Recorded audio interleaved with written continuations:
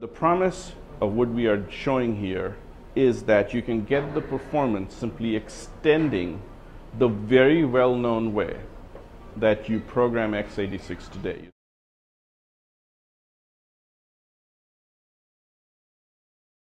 What we announced today was a series of very important steps towards continuing to progress high-performance computing and the underlying capabilities forward. We announced today with our Xeon E5 family of processors the first ever integration of PCI Express Gen 3, which is 2x faster than the previous generation Gen 2 and provides, through that integration, a very significant performance advantage to applications that use one, but more importantly, multiple processors to build systems at scale.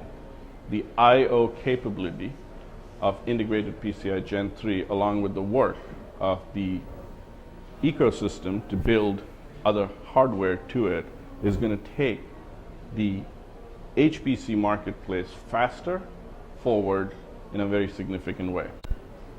The second thing we announced today, which is in some sense historic, is the first delivery of a teraflop of double precision performance in a single chip, general purpose architecture capable of doing this and much, much more. But this chip, which we call an early silicon of the Knights Corner product, delivering a teraflop of sustained double precision performance today, breaking the barrier that the last time was broken 15 years ago with a system that was in excess of 70 cabinets. It exemplifies much more than Moore's Law. Moore's Law is, of course, the fundamental engine, but it's not just that the 72 cabinets shrunk to this through Moore's Law.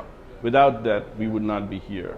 But on top of Moore's Law, that fabric of innovation, there are innumerable innovations in microarchitecture, in platform architecture, in core architecture, in memory architectures that all go to serve the benefit of what this chip can do and has shown it can do today. But yes, the basic advancement is on Moore's Law, but it's much, much more than just being able to reduce size of transistors. What our belief is that in order to use acceleration for parts of workloads or parts of applications or certain types of applications, you really do not have to take a very expensive detour, forget everything you've learned or what you have developed before, versus simply be able to extend it.